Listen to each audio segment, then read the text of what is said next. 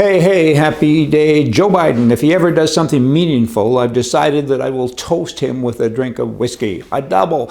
You know what, I gotta tell you, I haven't had a drink for a long time, and I'm gonna be sober for a really, really long time, don't you know? But the real joke isn't that. The real joke is Canada. The Canadian election was held, oh boy, September 20th, and I got to tell you, it was an election that nobody wanted, and nobody got what they wanted. It shouldn't have happened. It cost upwards to $1 billion, different numbers. The other day they said, they being the Liberal government in Canada, said $600 billion. The next day it was $700 million. Others are saying, in fact, it's over in excess of $1 billion. It cost a lot of money in the middle of a pandemic, totally irresponsible, and you have exactly the same as what you had already. And the Prime Minister of Canada, though, he did say today, he says, I now have a mandate to govern. Wow, you already had that mandate. You are destroying the country. He's a dictator. Canada. Wow, the politics is kind of like the old English thing, right? New Westminster law, I guess, and it's bad. It's just bad. And he's destroying the nation, and he's good at it, and it's happening. Polls helped through the Communist Broadcast Corporation, CBC, owned by the government. Polls help to drive opinions, right? I mean, polls should be illegal, particularly when you get close to the election. It's how is the question framed? There's so many different things, okay? And it's just theoretical stuff anyway. And humans are complex machines, and any form of prediction about their behavior sometimes gets traction, and it's just not fair. A lot of people didn't vote because they said, why would I? I was going to vote for the Conservative Party, but I was told the Liberal Party was going to win, so why would I go?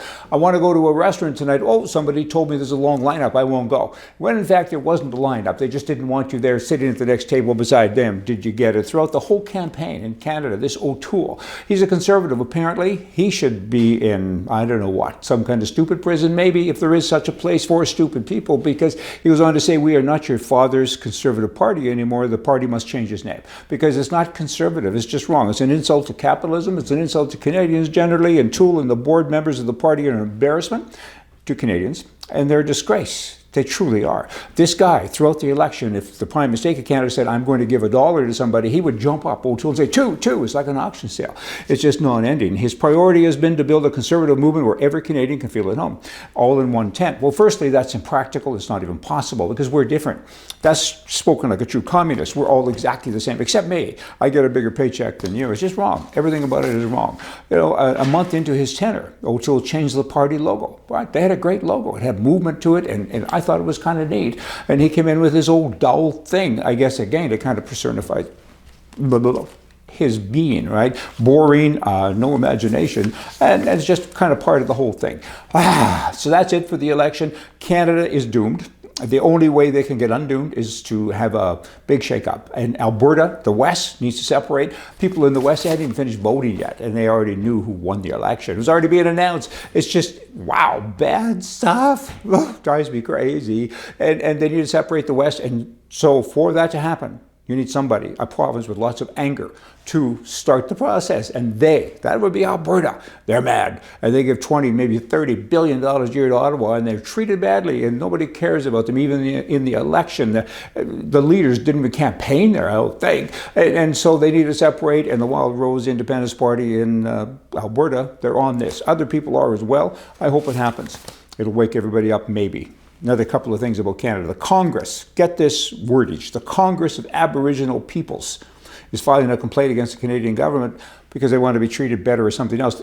Indians, they have a Congress? Really? I didn't know that. They have signs up in a lot of their reserves that say government of, you know, whatever band they are. Wow. And then you have President Biden. This guy, he has farm loan forgiveness programs for black people, black farmers, but for white people, they don't get a penny, right? So it's been ruled unconstitutional, but he's still fighting. He says, come on, guys, you're white. We don't care about you.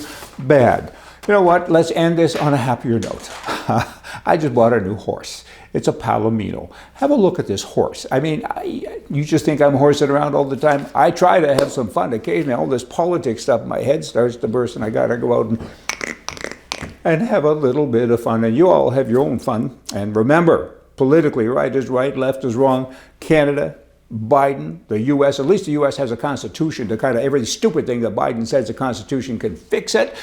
like the white farmer stuff, there isn't such an animal in Canada. So Canadians, get with the program. Get Alberta separate, and then you can all move there. Hey, see ya.